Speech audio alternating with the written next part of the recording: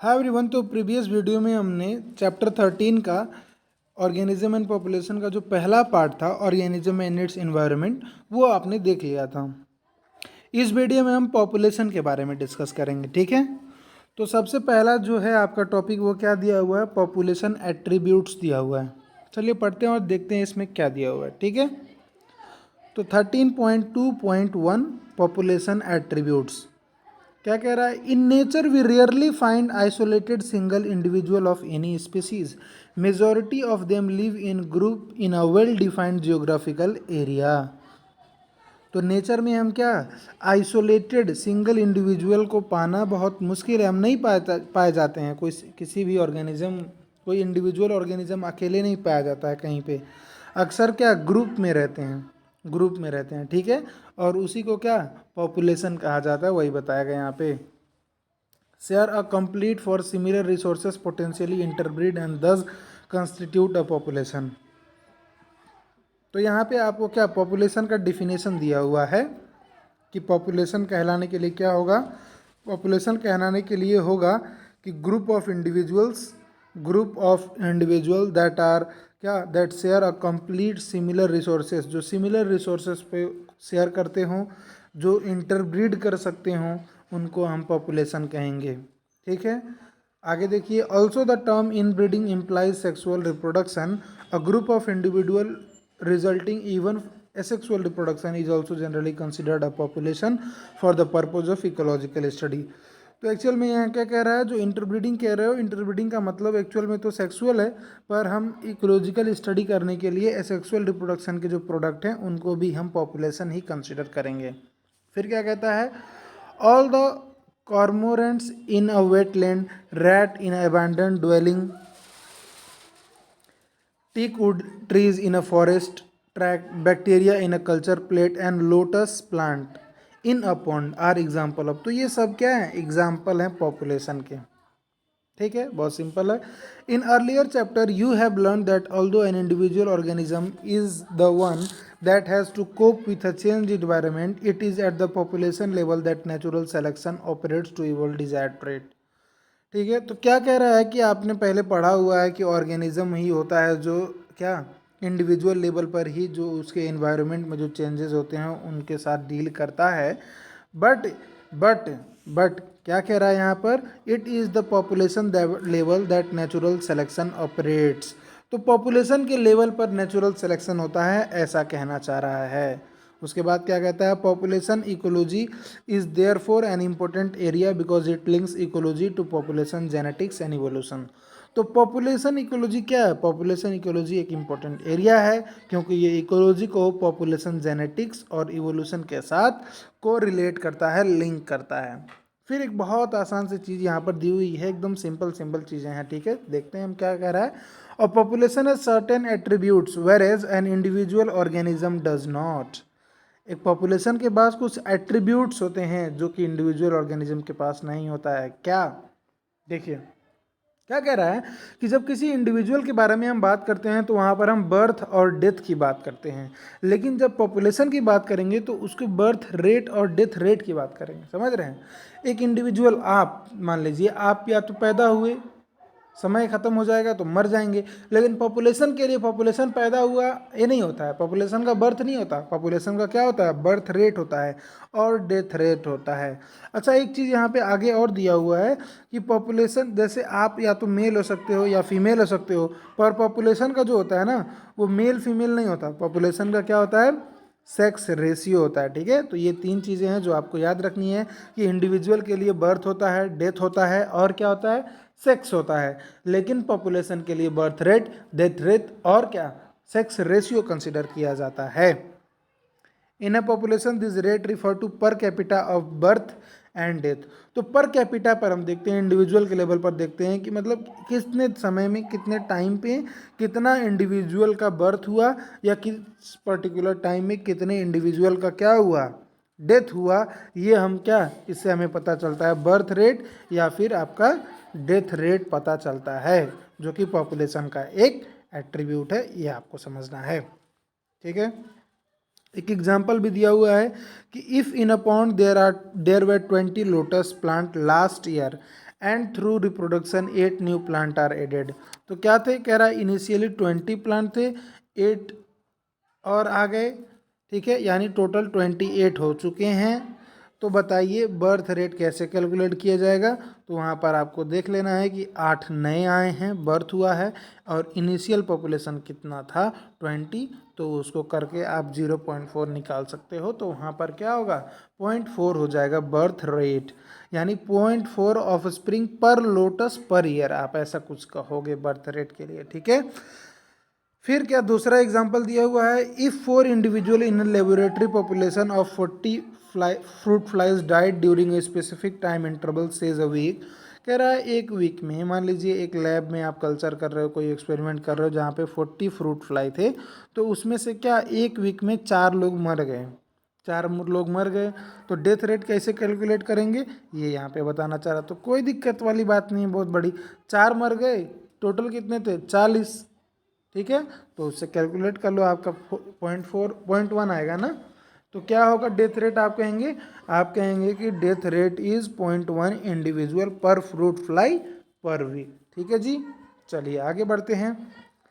Another attribute characteristic of a population is sex ratio. बताया मैंने कि पॉपुलेशन का एक दूसरा तीसरा एट्रीब्यूट क्या होता है, सेक्स रेशियो। सेक्स रेशियो क्या होता है, मेल, मतलब मेल और फीमेल का रेशियो। तो कितने फीमेल हैं कितने मेल पर, यही क्या होता है, यही होता है आपका sex ratio, number of female individual पर मेल पर 1000 मेल, ऐसा आप कह सकते हो चाहो तो, ठीक है। तो क्या कह रहे हैं, an individual is either male or female but a population has sex ratio. The example 60% of the population are female and 40% male. तो 60% फीमेल है, 50% 40% मेल है, तो ये क्या है, एक रेशियो बता रहा है, तो ये सेक्स रेशियो हो गया। A population at a given time is composed of individuals of different ages। तो एक पर्टिकुलर टाइम पर एक पॉपुलेशन में क्या होता है, डिफरेंट एजेस के इंडिविजुअल पाए जाते हैं। If the age distribution percent individual of a given age और एज ग्रुप, अगर हम एक एज डिस्ट्रीब्यूशन को प्लॉट करें एक पॉपुलेशन के लिए, तो उस स्ट्रक्चर को कहा जाता है एज पिरामिड। एज डिस्ट्रीब्यूशन, जैसे यहाँ पे देखिए आपको क्या है, 3 एक तरह के एज के ग्रुप के लोगों को इंक्लूड कर दिया है। एक मान लीजिए जो 15 से कम है, और एक जो क्या है 15 से लेकर 45 तक हैं, यानी जो रिप्रोड्यूस कर रहे हैं। 15 से कम वाले जो बच्चे हैं वो तो है नहीं रिप्रोड्यूस कर सकते हैं, और जो 45 से ऊपर हो चुके हैं वो क्या, पोस्ट रिप्रोडक्टिव। तो यहाँ पे किसी एक पॉपुलेशन के 3 डिफरेंट एज वाले एज ग्रुप वाले लोगों को हमने क्या किया है, एक साथ रखकर एक प्लॉट बना दिया है। तो उससे हमें क्या यहाँ पर एज पिरामिड मिल रहा है, ठीक है। तो एक pyramid for human population, the pyramid are generally showing age distribution of male and female in a diagram. The shape of pyramid reflects the growth status of the population. तो जो shape होता है ना, वो उस पॉपुलेशन के growth के status को दिखाता है कि वेदर इट इज़ ग्रोइंग, या वो स्टेबल है, या वो पॉपुलेशन डिक्लाइनिंग है, बढ़ रहा है या स्टेबल है या डिक्लाइनिंग है, इसको बताता है। तो यहाँ पे तीनों का दिया हुआ है कि यहाँ पे देखिए ये बढ़ रहा है, ये स्टेबल है, और ये डिक्लाइनिंग है। आपको क्या इसमें पता रखना होता है कि देखिए ये एक्सपैंडिंग का मतलब क्या होता है, एक्सपैंड कब करेगा पॉपुलेशन, एक्सपैंड तब करेगा जब इस रिप्रोडक्टिव से ज़्यादा होंगे कौन, प्री रिप्रोडक्टिव, तो पॉपुलेशन बढ़ेगा। क्यों बढ़ेगा, क्योंकि भाई देखिए जो आज रिप्रोडक्टिव है वो तो रिप्रोड्यूस करके पोस्ट रिप्रोडक्टिव में चले जाएंगे, और उनका कोई रोल नहीं होगा आगे जाकर पॉपुलेशन को बढ़ाने में।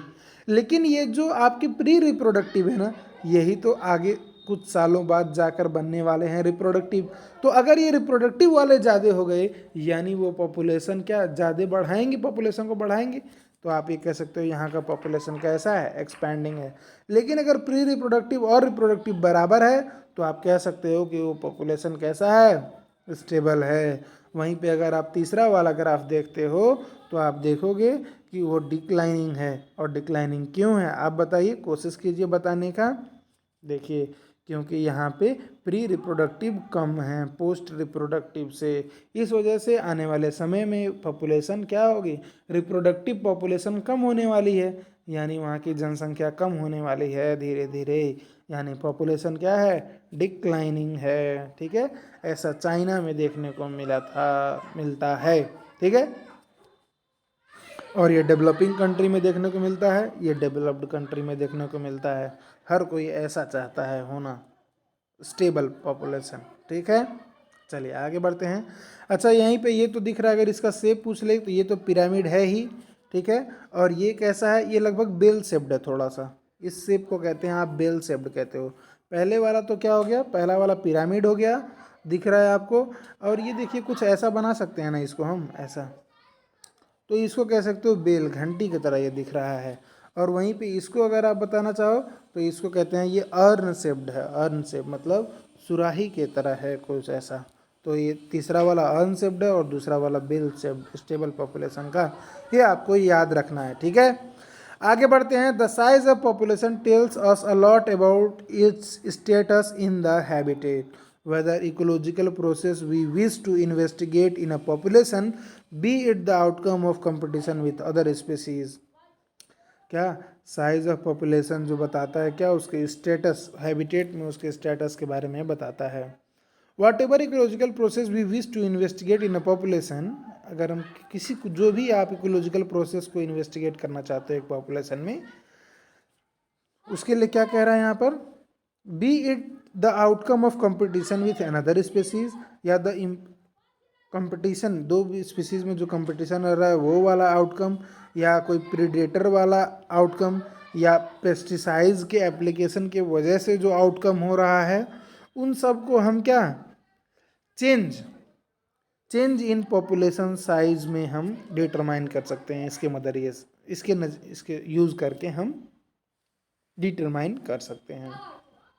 आगे देखिए क्या कह रहा है, the size in nature could be as low as 10, जैसे क्या, Siberian crane at Bharatpur wetland in any year, और गो इनटू मिलियंस। तो ये जो पॉपुलेशन का साइज है ना, छोटा भी हो सकता है, छोटा के इसका साइबेरियन क्रेन का, और बड़ा भी हो सकता है, मिलियंस में भी हो सकता है। फॉर एग्जांपल किसी एक पौंड की में जो क्लेमिडोमोनास की पॉपुलेशन है उसके बारे में बात कर रहा है यहाँ पर।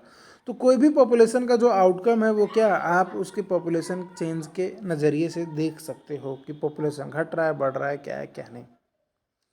Population size, technically called population density, need not necessarily be measured in numbers only। तो पॉपुलेशन साइज अर्थात उसी को कहा जाए पॉपुलेशन डेंसिटी, पॉपुलेशन का कितना डेंसिटी है जिसको आप कैपिटल एन से रिप्रेजेंट करोगे, तो ये हमेशा नंबर में नहीं मेजर किया जाता है, जैसे यहाँ पे क्लेमिडोमोनास और साइबेरियन क्रेन के लिए आपने देखा। ठीक है, और भी कई कई तरीके होते हैं, उन्हीं तरीकों के बारे में यहाँ पे दिया हुआ है, आगे देखते रहिए।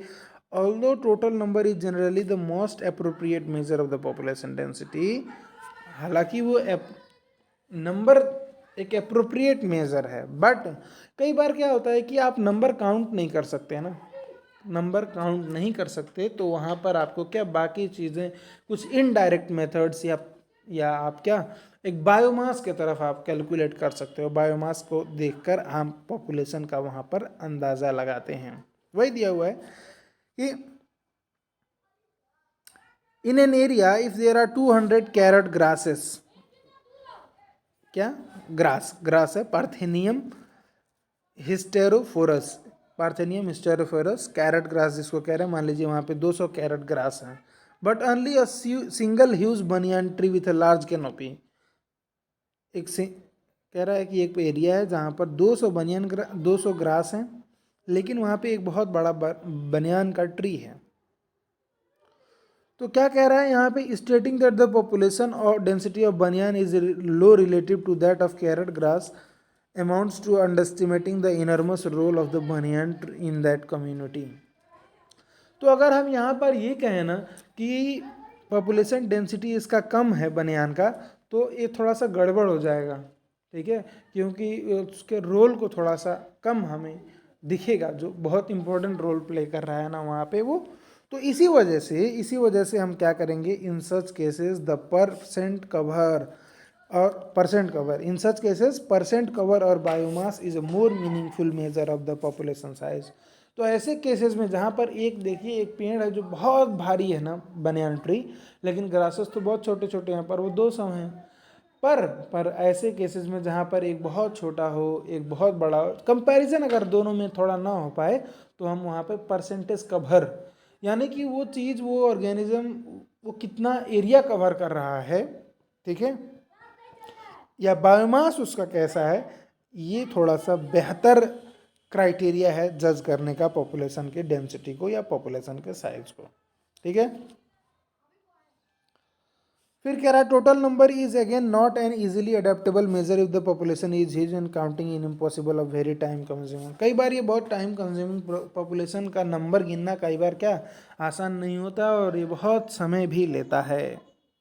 If you have a dense laboratory culture of bacteria in a petri dish what is the best measure to report इस डेंसिटी। तो अगर आपके पास एक पेट्री डिश है और उसमें ढेर सारे बैक्टीरिया हैं तो आप कैसे कैलकुलेट करोगे। तो भैया यहाँ पे नंबर आप नहीं गिन सकते, आपको यहाँ पे क्या करना पड़ेगा, आपको यहाँ पे बायोमास को कैलकुलेट करना पड़ेगा, ऐसा आपको कहना है, ठीक है ना। Sometime for certain ecological investigation there is no need to know the absolute population density। कई बार क्या हमें ज़रूरत भी नहीं होती है कि absolute population density हम जान सकें, तो हमें क्या relative density से भी काम चल जाता है। फॉर एग्जाम्पल देखिए नंबर ऑफ फिश कट पर trap is good enough measure of its total population density in the lake. तो अगर आप एक लेक है वहाँ पे इतनी मछलियाँ हैं, इसका पॉपुलेशन इसका अगर आप काउंटिंग करना चाहते हो तो ये आपके लिए बहुत मुश्किल होगा। तो कोई बात नहीं, आप वहाँ पे एक एवरेज निकालोगे कि एक बार जाल फेंकने पर कितनी मछलियाँ आ रही हैं, इससे आप एक एवरेज कैलकुलेट कर सकते हो, उससे पता चल जाएगा वहाँ की पॉपुलेशन डेंसिटी को। We are mostly oblige to estimate population size indirectly, और कई बार हमें क्या पॉपुलेशन साइज इनडायरेक्टली भी पता करना पड़ता है विथआउट एक्चुअली काउंटिंग देम और सीइंग देम। एग्जाम्पल क्या है, एग्जाम्पल टाइगर सेंसस। आपने सुना होगा हमारे देश में इतने ही टाइगर बच गए हैं या इतना 2 बढ़ गए या 4 कम हो गए, ऐसा सुनते रहते हैं आप लोग अक्सर न्यूज़ में। तो वो कैसे पता करते हैं भाई, आप कैसे पता करते हैं, वो पता करते हैं कैसे, पग मार्क एंड फीकल पैलेट्स की मदद से। पग मार्क मतलब उनके पंजे के निशान की वजह से को देखकर हम काउंटिंग करते हैं, और उनके पग मार्क्स या फीकल पैलेट्स, जो फीकल पैलेट उनका फीकस जो होता है उसको हम देखते हैं और उससे एनालाइज करते हैं कि कितना टाइगर का सेंसस हम करते हैं बेसिकली, ठीक है। अब यहाँ पे पॉपुलेशन ग्रोथ के बारे में दिया हुआ है, तो देखिए population growth. The size of a population of any species is not a static parameter। Population size एक स्टैटिक पैरामीटर तो नहीं है, घटता बढ़ता रहता है ना। It keeps changing with time depending on various factor including food availability, predation pressures and adverse weather. तो फूड के बेसिस पर प्रीडेटर और एडवर्स वेदर इन सब को देखते हुए क्या पॉपुलेशन घटता बढ़ता रहता है। In fact, in these changes, population density gives that population density that gives us the best idea of what is happening to the population, whether it is flourishing or declining। और ये कैसे पता करेंगे आप, पॉपुलेशन घट रहा है या बढ़ रहा है, कैसे पता चलता है, पॉपुलेशन डेंसिटी से हम पता कर सकते हैं, ठीक है। Whatever might be the ultimate reason, the density of population in a given habitat during a given period fluctuates due to changes in 4 basic processes, 2 of which are natality and immigration, contribute to increase in the population density, and 2 mortality and immigration to a decrease। तो देखिए कोई भी हो ultimately क्या वो 4 ही factor ऐसे होते हैं जो किसी भी पॉपुलेशन डेंसिटी को घटाते और बढ़ाते हैं, यही कहना चाह रहा है। और इसमें कि क्या ये जो 2 नेटेलिटी और इमिग्रेशन है ये बढ़ाते हैं, और जो मोर्टेलिटी और एमिग्रेशन है ये घटाते हैं। कैसे बढ़ाते हैं कैसे घटाते हैं आप मतलब समझ लीजिए तो आपको भी समझ में आ जाएगा। देखिए नेटेलिटी क्या होता है, natality it refers to the number of birth during a given period in a population. तो नेटेलिटी मतलब क्या होता है, नंबर ऑफ बर्थ, और वहीं पे मोर्टेलिटी का मतलब क्या होता है, it is number of death in a population during a given period. और इमिग्रेशन का मतलब क्या होता है, number of individual of same species that have come into the habitat from elsewhere during the time period under consideration. तो एक particular time period में कौन से इंडिविजुअल्स बाहर से आए हैं उस हैबिटेट में जिसकी आप स्टडी कर रहे हो पॉपुलेशन डेंसिटी की, उसको एमिग्रेशन कहते हैं। और कितने लोग वहाँ से, number of individual who left the habitat and gone elsewhere during the period under consideration. तो बहुत सिंपल सा टर्म है, आप सब जानते हैं। नेटैलिटी मतलब क्या, बर्थ। मोर्टेलिटी मतलब डेथ, कितना डेथ हुआ उस पर्टिकुलर टाइम में। और इमिग्रेशन उस पर्टिकुलर टाइम में उस पर्टिकुलर जगह पे कितने लोग बाहर से आए हैं।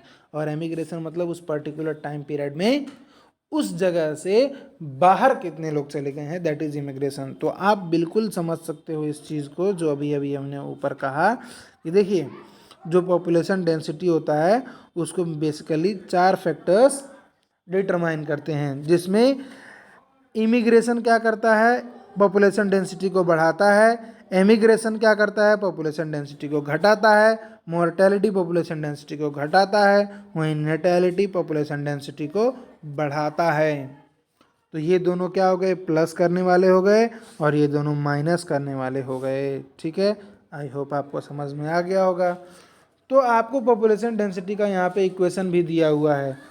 If n is the population density at time t, then its density at time t plus 1 is। तो अगर आपको कोई इनिशियल पॉपुलेशन का डेंसिटी दिया हुआ हो एक पर्टिकुलर टाइम t पर, तो एक टाइम t प्लस 1 पर आप कैसे निकालेंगे उसका फॉर्मूला यहाँ पे दिया हुआ है। ठीक है, और वो फार्मूला क्या है, वो फार्मूला है N T plus 1 is equal to N T plus B plus I minus D plus ई।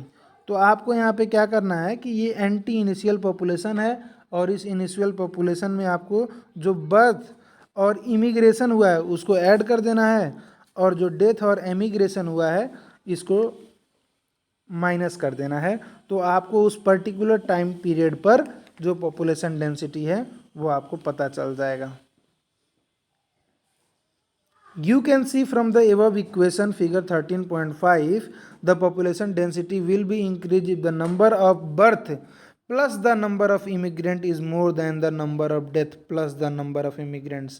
क्या कह रहा है ये, number of immigrants plus number of क्या कह रहा है, population density of number of birth plus number of immigrant, अगर ये मतलब ये वाला वैल्यू अगर ज़्यादा होगा और ये वाला वैल्यू अगर कम होगा, ये डी प्लस ई कम होगा, बी प्लस आई ज़्यादा होगा, तो क्या होगा आप बताइए, पॉपुलेशन डेंसिटी इंक्रीज होगा। यही कह रहा है ना। अंडर नॉर्मल कंडीशन, फिर क्या बताता है, under normal condition birth and death are the most important factor influencing population density. तो नॉर्मल कंडीशन में तो क्या, नॉर्मल कंडीशन में कितना बर्थ हो रहा है और कितना डेथ हो रहा है, यही पॉपुलेशन डेंसिटी को अफेक्ट करते हैं। बाकी जो 2 फैक्टर्स हैं, the 2 factor assuming importance only under special condition, बाकी का तो सिर्फ स्पेशल कंडीशन में ही इंपॉर्टेंस होता है। और वो स्पेशल कंडीशन क्या है, स्पेशल कंडीशन है for instance if a new habitat is being colonised. ठीक है, तो अगर कोई नया आबादी, नया सिटी, कोई नया जगह बना है रहने के लिए, नई कॉलोनी बनी है, तो वहाँ पे जो मेजर फैक्टर होगा वो इमिग्रेशन होगा, क्योंकि यहाँ पे कोई है तो नहीं, तो बाहर के जो आएंगे वही पॉपुलेशन डेंसिटी को अफेक्ट करेंगे। तो ये एक पर्टिकुलर सिचुएशन होगा जहाँ पर इमिग्रेशन की वजह से होगा। बाकी नॉर्मल कंडीशन में तो कितना बर्थ हो रहा है, कितना डेथ हो रहा है, यही मेनली अफेक्ट करते हैं पॉपुलेशन डेंसिटी को। ठीक है, इमिग्रेशन में contribute more significantly to population growth than birth, वही वाली चीज़ जो बताया मैंने। उसके बाद क्या दिया हुआ है, ग्रोथ मॉडल के बारे में दिया हुआ है। Does the growth of a population with time show any specific and predictable pattern. कह रहा है कि कोई पॉपुलेशन ग्रोथ समय के साथ कोई प्रिडिक्टेबल पैटर्न देता है। We have been concerned about unbridled human population growth and problem created by in our country and is there for natural for us to be curious if different animal population in nature behave the same way or show some restraints on growth. तो हमारा एक major concern रहा increasing human population एक major concern रहा है। तो हम देखना चाहते हैं कि क्या नेचर में बाकी भी जो ऑर्गेनिज्म है ये ऐसे ही सिमिलर तरह के हैबिट शेयर करते हैं या वहाँ पर कुछ अलग है। तो आपको देखने को मिलेगा जो पॉपुलेशन ग्रोथ मॉडल होते हैं, 2 तरह के ग्रोथ मॉडल के बारे में आपको पढ़ना है यहाँ पर। एक होता है एक्सपोनेंशियल ग्रोथ और दूसरा क्या होता है, दूसरा यहाँ पर दिया हुआ है आपका सॉरी इधर चला गया, लॉजिस्टिक ग्रोथ। एक क्या होता है एक्सपोनेंशियल ग्रोथ, दूसरा होता है लॉजिस्टिक ग्रोथ। तो एक्सपोनेंशियल ग्रोथ मतलब क्या, एक्सपोनेंशियल ग्रोथ मतलब 1 से 2 हो गए, 2 से 4 हो गए, 4 से 8, तो ये ऐसा बढ़ते जा रहा है लगातार। क्या हो रहा है, लगातार बढ़ता जा रहा है, लगातार बढ़ता जाए, तो इसको ऐसे ग्रोथ को आप क्या कहोगे, एक्सपोनेंशियल ग्रोथ कहोगे। अच्छा आप बताओ एक्सपोनेंशियल ग्रोथ कब होना चाहिए, कब होता होगा। तो एक्सपोनेंशियल ग्रोथ तब होता है जब पॉपुलेशन फूड अवेलेबिलिटी मैक्सिमम रहती है, अनलिमिटेड अनलिमिटेड फूड की सप्लाई रहती है, तब होता है एक्सपोनेंशियल ग्रोथ, और आपको इस तरह का ग्रोथ कर्व देखने को मिलता है। लेकिन लेकिन लेकिन आप जानते हैं कि क्या फूड अवेलेबिलिटी अनलिमिटेड हमेशा तो नहीं हो सकती है ना। नॉर्मल कंडीशन में फूड अवेलेबिलिटी मैक्सिमम कहाँ, अनलिमिटेड कहाँ रहती है। नॉर्मल कंडीशन में, नेचुरल कंडीशन में तो फूड अवेलेबिलिटी लिमिटेड होती है ना। तो उस समय यानी आपको ये समझना है कि एक्सपोनेंशियल ग्रोथ कर्व जो है ना, ये एक पर्टिकुलर टाइम के लिए ही देखने को मिलता है। बाकी में तो क्या, बाकी में यही आपको लॉजिस्टिक ग्रोथ कर्व देखने को मिलेगा, ठीक है ना। बाकी में क्या, लॉजिस्टिक ग्रोथ कर्व देखने को मिलता है जब पॉपुलेशन की फूड अवेलेबिलिटी लिमिटेड होती है। तो चलिए इसके बारे में देखते हैं क्या दिया हुआ है। रिसोर्स यानी फूड और space availability is obviously essential to for the unimpeded growth of a population. तो पॉपुलेशन के ग्रोथ के लिए दो चीज़ें हैं, ये रिसोर्स, और रिसोर्स ही क्या होता है, जैसे फूड और स्पेस, यही मेन फैक्टर है ग्रोथ की वजह से।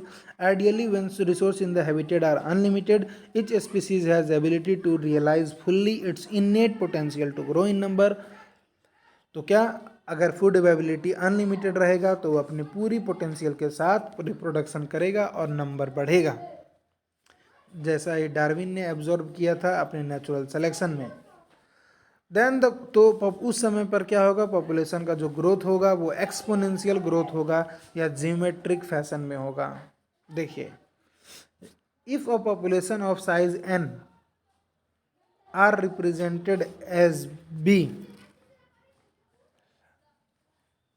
if in a population of size n, birth rate को रिप्रेजेंट कर रहे हैं b से और डेथ रेट को रिप्रेजेंट कर रहे हैं हम d से।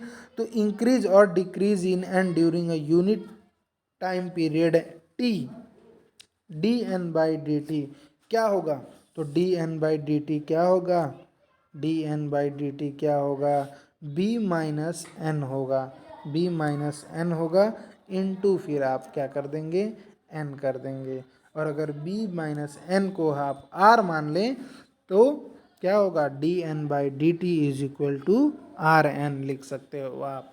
तो ये क्या है इक्वेशन, ये एक्सपोनेंशियल ग्रोथ का इक्वेशन है, एक्सपोनेंशियल ग्रोथ का इक्वेशन है। और यहाँ पे r क्या है, r is the equation, r in this equation is the intrinsic rate of natural increase. क्या है, intrinsic rate of natural increase. और ये क्या है, एक बहुत इंपॉर्टेंट पैरामीटर है, एक बहुत इंपॉर्टेंट पैरामीटर है chosen for assessing impacts of any biotic और abiotic factor on population growth. तो बायोटिक दूसरे बायोटिक और एबायोटिक फैक्टर्स का जो इफेक्ट है पॉपुलेशन ग्रोथ पर, उसको देखने में मदद करता है। फिर एग्जांपल भी दिया हुआ है, आप टेंशन मत लीजिए, एग्जांपल दिया हुआ है यहाँ पर क्या, कि to give you some idea about the magnitude of r values for, value दिया हुआ है, आर के वैल्यूज़ दिए हुए हैं यहाँ पे, कि जो नॉर्वे में जो रैट का जो पॉपुलेशन है ना, उसका आर वैल्यू है 0.015। और वहाँ पर क्या, फ्लोर बीटल्स का जो दिया हुआ आर वैल्यू वो है कितना, 0.12। और 1981 में आर वैल्यू पर human population in India was कितना, 0.0 क्या 205। तो ये आर वैल्यूज दिए हुए हैं, आपको याद रखना है। The above equation describes the exponential or geometric growth pattern of a population and results in a J-shaped curve. When we plot n in relation to time, if you are familiar with the basic calculus, you can derive the integral form of the exponential growth equation as। तो अगर हम अब calculus यहाँ पर लगाएंगे, integral form में करना चाहें, इंटीग्रेट करेंगे उस इक्वेशन को जो कि फिजिक्स का पार्ट है, तो आप देखेंगे कि वो इक्वेशन कैसा हो जाएगा, N T is equal to N naught E R T, ठीक है, N naught is equal to N T is equal to N naught E to the power R T, जहाँ पे एन टी क्या है, population density है, N naught क्या है, population density, मतलब पॉपुलेशन डेंसिटी, एन टी क्या है, population density after time T है, और यहाँ पर एन नॉट क्या है, इनिशियल पॉपुलेशन है, आर है इंट्रिंसिक रेट ऑफ इंक्रीज है, और ई क्या है, ई तो नेचुरल लॉग है, उसका वैल्यू कितना होता है 2.7182, आप बोलिए, या 2.72 आप कर सकते हैं, कोई दिक्कत नहीं है।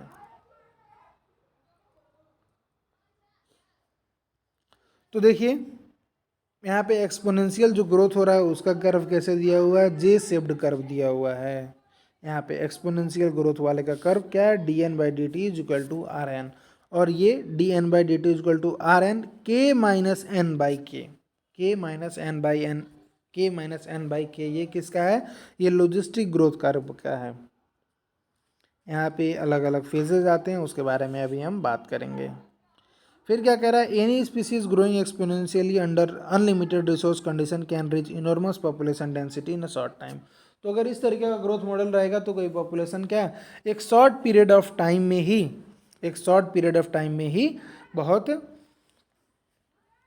बड़े नंबर पर, बड़े पॉपुलेशन साइज पर पहुंच सकता है, ये कह रहा है। Darwin show that how even a slow growing animal like elephant could reach enormous number in the absence of chicks. The following is an anecdote popularly narrated to demonstrate dramatically how fast a huge population could build up when growing exponentially. तो ये क्या एक तरह का एक उदाहरण है दिखाने के लिए कि एक्सपोनेंशियल ग्रो होने पर पॉपुलेशन कितनी तेजी से बढ़ सकता है। और इसी चीज़ को समझाने के लिए यहाँ पर एक इंटरेस्टिंग, वेरी वेरी इंटरेस्टिंग कहानी दी हुई है, जो कि आप लोग छोड़ देते होंगे, लेकिन कोई दिक्कत नहीं, मैं पढ़ूंगा उसको और समझाऊंगा भी क्या है, क्योंकि एनसीईआरटी में कुछ भी हो वो आपको छोड़ना नहीं है। एनसीईआरटी में जो भी दिया हुआ है वो सब आपके लिए इम्पोर्टेंट है, सब आपके लिए इम्पोर्टेंट है, और कोई अगर एग्ज़ाम के लिए नहीं इम्पोर्टेंट हो तो आपके जीवन के लिए इम्पोर्टेंट है, जीवन के लिए इम्पोर्टेंट है, ठीक है। पॉपुलेशन ग्रोथ कर्व, अच्छा ये तो आपने पढ़ लिया, उसके बारे में दिया हुआ यहाँ पर क्या कह रहा है, the king and the minister set for a chess game, okay, एक किंग एक मिनिस्टर है, चेस के लिए बैठे। किंग को तो कॉन्फिडेंस था कि वो जीत जाएगा, ठीक है, और तैयार था कि कोई भी शर्त लग जाए हम कहने। तो मिनिस्टर ने क्या कहा, मिनिस्टर ने भी शर्त लगा दिया, उसका जो मंत्री था, राजा का मंत्री ने लगा दिया कि अगर वो जीत जाए तो उसको क्या चाहिए, कुछ गेहूं के दाने चाहिए बस। और उसका क्वांटिटी कैसे कैलकुलेट करेंगे, कैलकुलेट करेंगे जो चेस बोर्ड होता है, आपने देखा होगा यहाँ पे जो नंबर्स बॉक्स बने हुए रहते हैं ना, तो उसने क्या शर्त लगाया, उसने क्या शर्त लगाया कि मालिक मुझे तो बस कुछ दाने चाहिए, बस वो दाने को कैसे गिना जाएगा, जो चेस बोर्ड पे जो बॉक्सेस बने हुए हैं ना, उसमें से आप कैसे रखना, देखो अगर स्क्वायर वन में आप एक दाना रखना तो टू में कितना रखना, स्क्वायर टू में दो दाने रखना, और स्क्वायर थ्री में फोर रख देना, स्क्वायर फोर में एट रख देना, मतलब डबल करते जाना आप, डबलिंग कर देना, and so on, doubling each time the previous quantity of the wheat on the wheat on the next square until all the 64 squares were filled। तो क्या करना, जैसे पहले बॉक्स में क्या करना, एक दाना रखना सर, और दूसरा वाला जो दाना होगा उसमें दो कर देना, अब तीसरा वाले में चार कर देना, चौथे वाले में 16 कर देना, पांचवें वाले में 64 कर देना, कुछ इस तरीके के कर देना। राजा साहब मान गए। अब राजा साहब तो इतने समझदार नहीं थे। फिर क्या हुआ, the king accepted seemingly silly bet and started the game. Game उन्होंने स्टार्ट किया, बट क्या हुआ,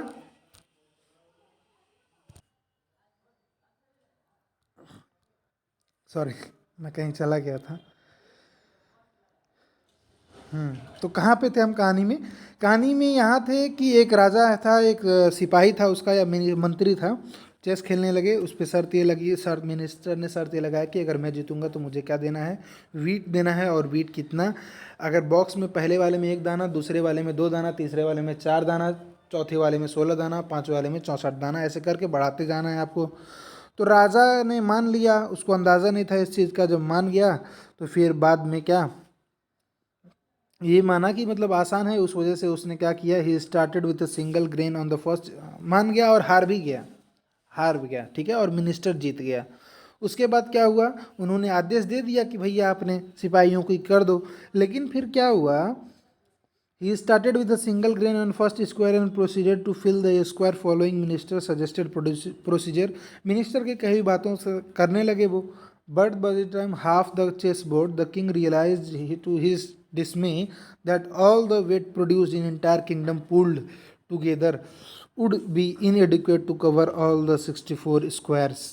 Now think of a tiny paramecium to start with just one individual. तो फिर बाद में जब जब जैसे ही आधे पे पहुंचे तब उन्होंने क्या रियलाइज़ किया, उन्होंने ये रियलाइज़ किया कि उसके पूरे राज्य में, साम्राज्य में जितना भी वीट के दाने प्रोड्यूस हो रहे हैं वो क्या होगा, इनसफिशियंट होगा उसके शर्तों को पूरा करने के लिए। फिर यहाँ पे यही बता रहा है कि एक पैरामीशियम के बारे में सोचिए जो बाइनरी फिजन के थ्रू क्या कर रहा है, बाइनरी फिजन के थ्रू डबल कर रहा है एवरी डे। तो बताइए कि कितना पॉपुलेशन साइज होगा इन 64 day, provided food and space remain unlimited. Condition भी दिया हुआ है, क्योंकि तभी होगा ये जियोमेट्रिक ग्रोथ। कब होगा जियोमेट्रिक ग्रोथ? तभी होगा जब फूड और स्पेस अनलिमिटेड रहेगा। Logistic growth, no population of any species in nature has its disposal unlimited resources to permit exponential growth. This leads to competition between individual for limited resources. Eventually the fittest individual will survive and reproduce. No population, sorry देखते हैं line by line, मैं पढ़ना ही लगा, अपने ही सुर में चला गया था, कोई बात नहीं। No population of any species in nature has its disposal unlimited resource and to permit exponential growth. तो कोई ऐसा पॉपुलेशन नेचर में एक्चुअल में ये पॉसिबल नहीं होता है, वो तो एक्सपोनेंशियल ग्रोथ वाला शॉर्ट टाइम के लिए ही बस होता है, ये कहना चाह रहा है। जिसकी वजह से क्या होता है, कंपटीशन होता है इंडिविजुअल्स के बीच में, सेम तरह के इंडिविजुअल्स के बीच में कंपटीशन होता है, क्योंकि रिसोर्स जो है वो लिमिटेड होता है, सीमित होता है। उसके वजह से क्या होता है, जो फिटेस्ट रहता है वो सर्वाइव करता है और वही रिप्रोड्यूस करता है। Government of many countries have also realise this fact and introduce various restraints with a view to limit human population. तो सरकारों ने भी, देश के अलग अलग दुनिया के सरकारों ने भी इस चीज़ को रियलाइज़ किया, तो उन्होंने बहुत सारे क्या कर दिए हैं, रिस्ट्रेंट्स रख दिए हैं, लिमिट्स लगा दिए हैं, क्या कंडीशन लगा दिए हैं ह्यूमन पॉपुलेशन को कंट्रोल करने के लिए। In nature given habitat and enough resource to support a maximum possible number beyond which no further growth is possible. Let us call this limit as nature's carrying capacity that species in the habitat. तो यहाँ पे क्या carrying capacity के बारे में बता रहा है, और कैरिंग कैपेसिटी क्या होता है, कैरिंग कैपेसिटी वो नंबर होता है, वो मैक्सिमम नंबर होता है जो कि नेचर सपोर्ट कर सकता है, उसके अलावा ग्रोथ पॉसिबल नहीं है वहाँ पर। वही आपका पॉइंट क्या है, कैरिंग कैपेसिटी है। A population growing in a habitat with limited resource so initially a lag phase. तो लिमिटेड रिसोर्स में ग्रो करते वक्त एक पॉपुलेशन क्या शुरुआत में सबसे पहले एक लैग फेज शो करता है, lag phase, followed by phases of acceleration and deceleration and finally asymptote when the population density reaches carrying capacity. तो क्या है, कुछ ऐसा ही देखिए, जैसा अगर एक ग्राफ बना जाए तो पहले क्या होगा, पहले एक लैग फेज होगा, उसके बाद क्या होगा, एक्सेलरेशन वाला थोड़ा सा फेज आ जाएगा, और थोड़ा सा डी एक्सेलरेशन वाला, और एक एसिम्प्टोमेटिक फेज आ जाएगा। तो एस शेप्ड कर्व बनेगा, सिग्मोइड शेप्ड कर्व बनेगा। इसी को आप क्या वरहल्स पर लॉजिस्टिक ग्रोथ भी कहते हैं, ठीक है। और उसका इक्वेशन क्या होता है, उसका equation D N by D T is equal to R N K minus N by K. तो यहाँ पर क्या हो गया, बाकी सब तो सेम है, बस ये क्या है, इसी को हम कहते हैं इन्वायरमेंटल रेजिस्टेंस कहते हैं। यही क्या कर रहा है, रेजिस्टेंस लगा दे रहा है, जिसकी वजह से जियोमेट्रिक ग्रोथ नहीं हो पा रहा है। कौन सा हो रहा है, लॉजिस्टिक ग्रोथ हो पा रहा है, जहाँ पर एन का मतलब क्या है, population density at time T, R क्या है, intrinsic rate of natural increase, और के क्या है, कैरिंग कैपेसिटी है। Since resource for growth of most animal population are finite and become limiting sooner or later, the realistic growth model is considered to be a more realistic one। तो क्या growth of most animal population कैसा होता है? फाइनेट। अधिकतर population का growth जो है फाइनेट होता है और बाकी लिमिटिंग फैक्टर कुछ ना कुछ आए जाते हैं। तो इसी वजह से जो रियलिस्टिक ग्रोथ कर्व होता है उसको हम क्या, लॉजिस्टिक ग्रोथ कर्व को ही रियलिस्टिक कहते हैं, यही नेचर में होता है। फिर क्या कह रहा है? Gather the government census data from the following figures for India for last 100 year, plot them and check which growth pattern is evident. तो कौन सा पैटर्न एविडेंट रहेगा? वही वाला भाई, लॉजिस्टिक वाला, जो नेचर में होता है वही रहेगा ना। इंसान के लिए तो क्या है, लिमिटेड ही है ना ग्रोथ। उस नेचर में तो फूड अवेलेबिलिटी क्या है, अनलिमिटेड नहीं है, लिमिटेड है। इसी वजह से लाइफ हिस्ट्री वेरिएशन, इसमें क्या है, बहुत आसान सा चीज़ है। Population evolve to maximise their reproductive fitness. Population क्या करता है? इवॉल्व करता है अपने रिप्रोडक्टिव फिटनेस को बढ़ाने के लिए, अर्थात Darwinian fitness, high R value, intrinsic rate of natural increase बढ़ाना चाहता है जिस भी वो हैबिटेट में रहता है। ठीक है। Under a particular set of selection pressures organism evolve toward most efficient reproductive strategy. तो ऑर्गेनिज्म क्या एक इफिशियंट रिप्रोडक्टिव स्ट्रैटेजी अपनाना चाहता है। क्या क्या है? अलग अलग तरह के ऑर्गेनिज्म ने अलग अलग रिप्रोडक्टिव स्ट्रैटेजी अपनाया है। कुछ ऑर्गेनिज्म क्या करते हैं, एक बार रिप्रोड्यूस करते हैं, breed once in a lifetime, जैसे कि पैसिफिक सैल्मन फिश और बैम्बू। कुछ क्या करते हैं, breed many time during their lifetime, जैसे कि ज़्यादातर बर्ड और मैमल करते हैं। कुछ क्या करते हैं, एक large number of small sized of spring produce करते हैं, जैसे ओयस्टर्स और पेलाजिक फिशेस। लेकिन कुछ क्या करते हैं, small number of large size of spring produce करते हैं, जैसे बर्ड और मैमल। सो विच इज डिराइजेबल, इनमें बहुत सारे जो ऑप्शंस दिए हुए हैं, क्या कुछ क्या करते हैं, कुछ करते हैं कि पूरे लाइफ टाइम में ओनली वंस ब्रीडिंग शो करते हैं, एग्जाम्पल पैसिफिक सैल्मन, बैम्बू। कुछ क्या करते हैं, मेनी टाइम ब्रीड करते हैं, जैसे बर्ड्स और मैमल्स। कुछ क्या करते हैं, large number of spring produce करते हैं, जैसे ओयस्टर्स और pelagic, small large number but small size. और कुछ क्या करते हैं, small number but large size of spring. तो कह रहा है कि which is desirable for maximising the fitness, कौन बेटर है फिटनेस को मैक्सिमाइज करने के लिए। तो इसका जवाब नीचे क्या कह रहा है, ecology suggest that life history trait of organism have evolved in relation to the constant imposed by the abiotic and abiotic component of the habitat in which they live. तो कौन बेटर है ये आप नहीं कह सकते। हर एक क्या हुआ है, हर एक ऑर्गेनिज्म के लिए उसके अपने हैबिटेट के हिसाब से उसने जो उसके लिए सूटेबल है उसने वो अडेप्ट कर लिया है, ऐसा कहना चाहता है, जो कि वहाँ के उस हैबिटेट में बायोटिक और एबायोटिक फैक्टर्स के ऊपर डिपेंड करता है।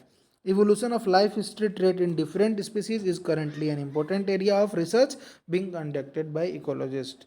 तो evolution of life history traits, तो लाइफ हिस्ट्री ट्रेट्स का जो इवोल्यूशन है वो अलग अलग स्पीसीज़ में एक क्या है, इम्पोर्टेंट एरिया है, जहाँ पे रिसर्च कर रहे हैं बहुत सारे इकोलॉजिस्ट बहुत सारे अभी भी रिसर्च कर रहे हैं, और वो हमारा एक स्टडी का एरिया है। ठीक है।